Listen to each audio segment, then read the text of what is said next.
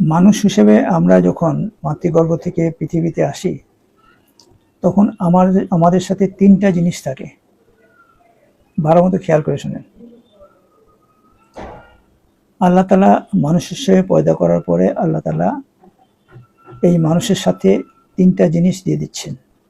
প্রথম হচ্ছে রূহ, পবিত্র আত্মা। আল্লাহর সেই পবিত্র আত্মা যেটা আলমে আরোহাতে তিনি দান করছেন, সেখান থেকে মাতৃগর্ভে আসছে। আর এই প্রত্যেকটা মানুষের সাথে দুটা ফেরেশতা দেওয়া আছে। ডান কাঁধে একটা ফেরেশতা, বাম কাঁধে একটা ফেরেশতা। সবই কোরআনে দেওয়া আছে, কোরআনের বাইরে কিছু বলছি না। এবং আমাকে পূর্ণ স্বাধীনতা দিয়ে দিছে আমার সাথে। তাহলে আত্মা আছে, আমার সাথে দুইটা ফেরেশতা আছে, এবং তারা মৃত্যু পর্যন্ত আমাদের সাথে থাকবে। আত্মা আছে বলে আমরা জীবিত, আমরা সচল, আমরা চিন্তা ভাবনা করি, আমরা কাজ করি, আমরা সব কিছু করি। আত্মা যেহেতু আছে সেহেতু আমরা জীবিত বলে আমরা সব কিছু করতে পারি। আর দুই ফেরেশতার কাজ হচ্ছে যে আমি যা করতেছি পৃথিবীতে,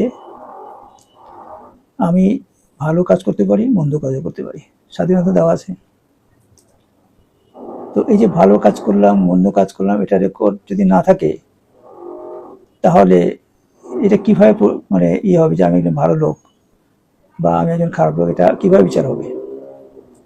আল্লাহ সেই বিচার করার জন্যই আল্লাহ তাআলা দুইটা ফেরেশতা দিয়ে রাখছে। ডান কাঁধের যে ফেরেশতা, সে আমার ভালো ভালো জিনিসগুলো লিখে রাখছে, এটাই আমলনামা। আর বাম কাঁধে যে, সে আমার খারাপ কাজ হিসেবে এই বাম কাঁধের ফেরেশতা সেগুলি লিপিবদ্ধ করতেছে। তো এরা আজীবন, মানে মৃত্যুর আগ পর্যন্ত আমাদের সাথে থাকবে। তারপরে আমাদের যে স্বাধীনতা দেওয়া আছে, আমরা এখন আমাদের বুদ্ধিমত্তা খাটাচ্ছি, শিক্ষা অর্জন করতেছি, ডিগ্রিধারী হচ্ছি, ব্যারিস্টার হইতেছি, ইকোনমিস্ট হইতেছি, ডক্টরেট হইতেছি, কত কি করতেছি। হ্যাঁ, করে যা ইচ্ছা তাই করতেছি, কোনো কিছু আল্লাহ তাআলা নিষেধ করে নেই।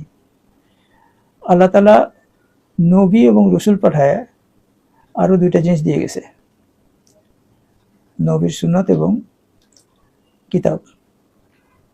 তা আমাদের শেষ নবী হিসাবে কোরআন আমাদের কিতাব, আর সেই শেষ নবীর যে কার্যকলাপ জীবনী থেকে আমরা যেটা শিখি সেটা হলো সুন্নাত। তো এই দুটা হচ্ছে আমাদের পাথেয়। মানে আল্লাহ তাআলা এমন ব্যবস্থায় রাখছেন যে তুমি যে, তোমাকে স্বাধীনতা দিলাম, পরে তুমি বলবে যে আল্লাহ তুমি তো কোনো গাইডেন্স দাও নাই বা কোনো কিছু নিদর্শন দাও নাই যে আমি ভালো মন্দ বুঝবো কিভাবে, বা ভালো দিকে যাব বা মন্দ দিকে যাব না, এইগুলো তো তুমি দাও নাই, তা আমি তো আমার ইচ্ছা মতো কাজ করে গেছি।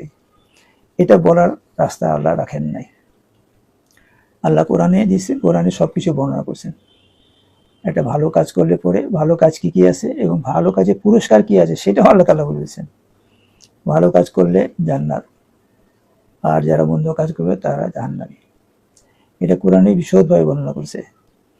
আর রসুলের সুন্নাত মানে রসুলের জীবনী যেভাবে চলছে সেইভাবে চলার জন্য বলছে।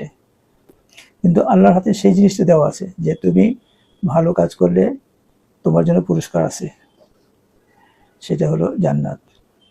খারাপ কাজ করলে জাহান্নাম। তো আমাদের এই যে জীবন দিছে, এই যে আমাদের জীবন আমরা পেলাম কি,